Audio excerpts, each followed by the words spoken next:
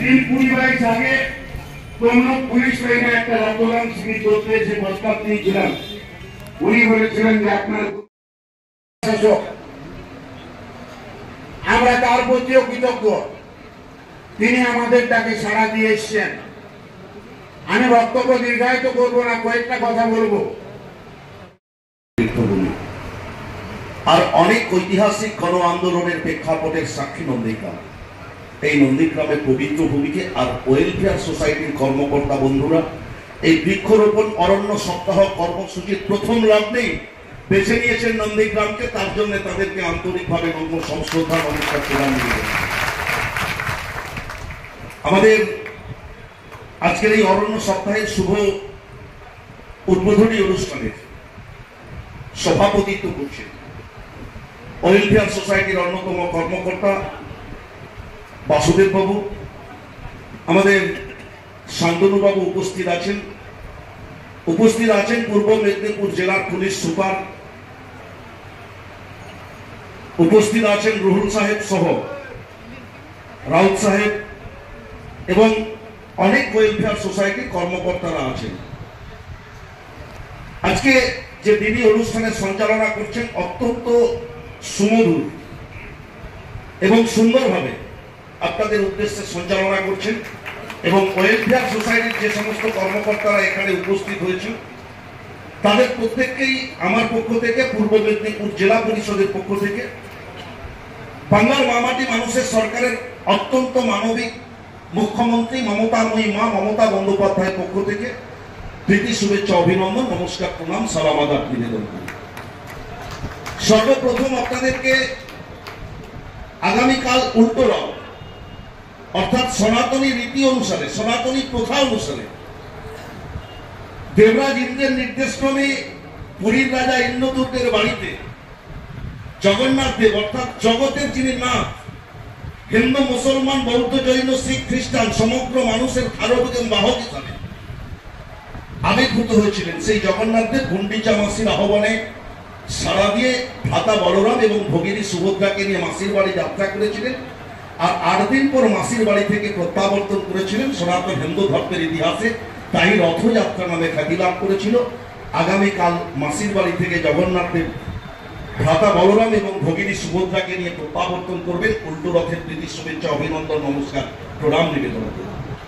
আবার ঠিক তার 2 দিন পরেই মনুষ্য জাতির উদ্দেশ্যে শিক্ষার প্রদীপ চালাতে হবে, অর্থাৎ প্রত্যেকটা মানুষকে উপযুক্ত শিক্ষায় সুশিক্ষায় শিক্ষিত করতে হবে। তার কারণ একটি সমাজ ব্যবস্থার এগিয়ে যাওয়ার মূল মন্ত্র হচ্ছে শিক্ষা। সুশিক্ষায় যদি মনুষ্য জাতি শিক্ষিত না হয় সমাজ ব্যবস্থা ভেঙে পড়বে। এই শপথ নিয়ে একটা সময় মা ফাতেমার বীর সন্তান ইমাম হোসেন এজিদের বিরুদ্ধে বিদ্রোহ ঘোষণা করার জন্য কুফা যাত্রা করেছিলেন।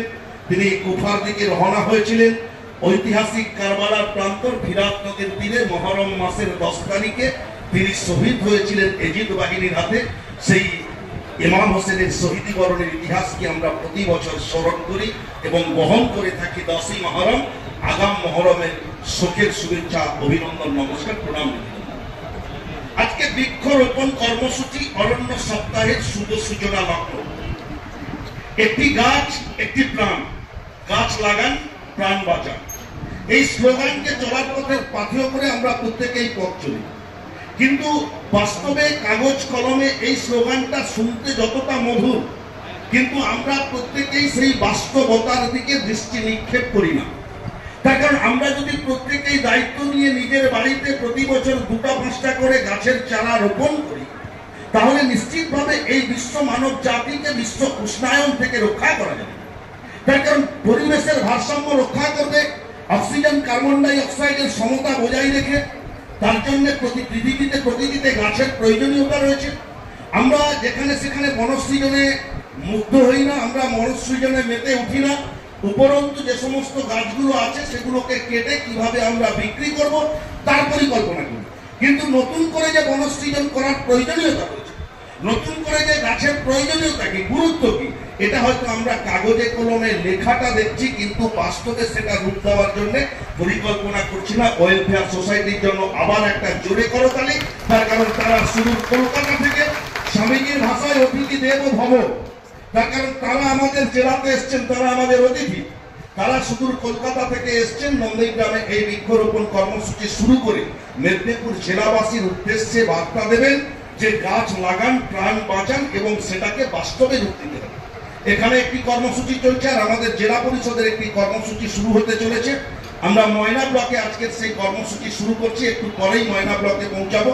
তার কারণ প্রকৃতির ভারসাম্য বজায় রাখতে বিস্তারিত বর্ণনা অনেক সময় লাগবে, মাফ করবেন। আর আপনাদের কাছ থেকে যে কথাগুলো, যে তথ্যগুলো শুনলাম, আপনারা যখন গাড়ি নিয়ে আসছেন, দেখছেন নন্দীগ্রামে প্রবেশ করছেন, দেয়াপাড়া থেকে নন্দীগ্রাম পর্যন্ত অনেক ব্যানার, পোস্টার কেউ বা কারা ছিঁড়ে দিয়েছে। তবে নিশ্চিতভাবে তদন্ত সাপেক্ষে যারা ছিঁড়েছেন তাদের বিরুদ্ধে উপযুক্ত পদক্ষেপ গ্রহণ করতে অনুরোধ করব আপনাদের প্রত্যেককে, পুলিশ আধিকারিকদের কর্তব্য। কেন করব? মেদিনীপুর জেলা তো স্বাধীনতার পীঠস্থান, মেদিনীপুর জেলা তো বিপ্লবের তীর্থক্ষেত্র, মেদিনীপুর জেলা তো সংগ্রামের তীর্থভূমি। এই পবিত্র ভূমি তো রত্ন গর্ভা সন্তানের জননী, গাদ্দারের জন্ম দেয়নি। কিন্তু প্রতিমধ্যে আমরা একটু আটকে পড়েছি। গাদ্দার বেঈমানের সংখ্যা নিশ্চিতভাবে যারা বাড়ানোর চেষ্টা করছেন, মনে রাখবেন এই মেদিনীপুর জেলার ধারাবাহিকতাকে ধরে রাখতে হবে আমাদেরকে, মেদিনীপুর জেলার সুনামকে অক্ষুণ্ণ রাখতে হবে আমাদেরকে। মেদিনীপুর জেলার সুনামকে অক্ষুণ্ণ রাখার দায়িত্ব প্রত্যেক মেদিনীপুর জেলার নাগরিকের। তার কারণ এই মেদিনীপুর জেলার সভাধিপতি হিসাবে মেদিনীপুর জেলাবাসী ৮০ লক্ষ মানুষের কাছে আমরা যেভাবে মাননীয় মুখ্যমন্ত্রী মমতা বন্দ্যোপাধ্যায়ের ঐকান্তিক প্রচেষ্টায়, আর্থিক সহযোগিতায় বিগত ১.৫ বছর ধরে একটার পর একটা উন্নয়ন বাংলার গ্রামে পৌঁছে দিয়েছি, সাথে সাথে বৃক্ষরোপণ মেদিনীপুরের গ্রামে পৌঁছে দিয়েছি, সাথে সাথে বৃক্ষরোপণের ব্যবস্থাও আমরা গ্রহণ করছি। শুধুমাত্র আপনাদের সাহায্য এবং সহযোগিতা, ঐকান্তিক প্রচেষ্টা আমাদের প্রয়োজন। আপনারা সাহায্য সহযোগিতা করলে নিশ্চিতভাবে মেদিনীপুর জেলায় আমরা সেই ধারাবাহিকতাকে, মেদিনীপুর জেলার সেই সম্মানকে অক্ষুণ্ণ রাখতে পারবো। তার কারণ মেদিনীপুর জেলা গাদ্দারের জন্ম দেয়নি, মেদিনীপুর জেলা গাদ্দারকে সহ্য করে না, মেদিনীপুর জেলা কারোর বেঈমানিকে সম্মান দেয় না। এটা আপনারা বিগত দিনের ইতিহাসকে পর্যালোচনা করলে বুঝতে পারবেন। এই জেলা তো মাতঙ্গিনীর জেলা, এই জেলা তো সতীশচন্দ্র সামন্তের জেলা, এই জেলা তো মেদিনীপুরের মুকুটহীন সম্রাট দেশপ্রাণ বীরেন্দ্রনাথ শাসমলের জেলা, এই জেলা তো বলাইলাল দাস মহাপাত্রের জেলা। অনেক শত শত স্বাধীনতা সংগ্রামী এই নন্দীগ্রাম থানায়, যেখানে আমরা দাঁড়িয়ে আজকে সভা করছি, ব্রিটিশ তুমি ভারত ছাড়ো আন্দোলন যখন সূচনা হয়েছে, একটার পর একটা ব্রিটিশ পুলিশের থানা যখন দখল হচ্ছে, নন্দীগ্রামের স্বাধীনতা সংগ্রামী সেদিনকে ব্রিটিশ পুলিশের থানাকে দখল করেছিলেন। তার কারণ তারা সেদিনকে বার্তা দিয়েছিলেন মেদিনীপুর জেলা থেকে সারা ভারতবর্ষের দরবারে, ব্রিটিশ প্রশাসকদের দরবারে, যে ব্রিটিশদের তোমাদের বাড়ি যাওয়ার সময় হয়ে এসছে, তোমাদেরকে ভারতবর্ষ ছাড়তে হবে। ভারতবর্ষের মানুষ স্বাধীনতার স্বাদ পেতে চায়, ভারতবর্ষের মানুষ স্বাধীনতা আন্দোলনকে সংগঠিত করে মেদিনীপুর জেলা থেকে আন্দোলন ভারতবর্ষের দরবারে পৌঁছে দিয়েছিল। তাই তো উত্তর প্রদেশের বালিয়া, মহারাষ্ট্রের সাঁতারা আর পশ্চিম বাংলার অবিভক্ত মেদিনীপুর, এই ৩টি জেলায় পরাধীন ভারতবর্ষের ২০০ বছরের ইতিহাসকে দখল করে রেখেছিল। সেই সুনামকে আমাদেরকে অক্ষুণ্ণ রাখতে হবে। আর যারা আজকে ব্যানার ছিঁড়ছেন, পোস্টার ছিঁড়ছেন, অনুরোধ করবো আপনাদের কাছে ক্ষমা চাইবো। নিশ্চিতভাবে আমাদের জেলাতে এই ধরনের ঘটনা ঘটার জন্য আমি জেলা পরিষদের সভাধিপতি হিসাবে নিশ্চিতভাবে আপনাদেরকে ক্ষমা চাইবো। আর একটা কথা বলবো, কুকুরের কাজ কুকুর করেছে, কামড় দিয়েছে পায়, তা বলে কুকুরে কামড়ানো কি মানুষের স্বভাব হয়? এটা তো কবির ভাষায়। কিন্তু একটা সময় কুকুর অত্যন্ত দুষ্টামি করলে তার বিরুদ্ধে উপযুক্ত শাস্তি বা সাজার ব্যবস্থা গ্রহণ করতে হয়। মেদিনীপুরের মানুষ বিশ্বাস রাখুন, আস্থা রাখুন, ভরসা রাখুন, মেদিনীপুর জেলার মানুষ সেই সম্মানকে অক্ষুণ্ণ রাখবে, সেই মেদিনীপুর জেলার সুনামকে অক্ষুণ্ণ রাখবে, মেদিনীপুর জেলার ধারাবাহিকতাকে বইয়ে নিয়ে যাবে। আবার শেষবারের মতো অনুরোধ করব, যে বৃক্ষরোপণ কর্মসূচিতে আমরা সমবেত হয়েছি, প্রত্যেকে দায়িত্ব নিয়ে বাড়িতে বাড়িতে যদি ২-৫টা করে গাছ লাগান।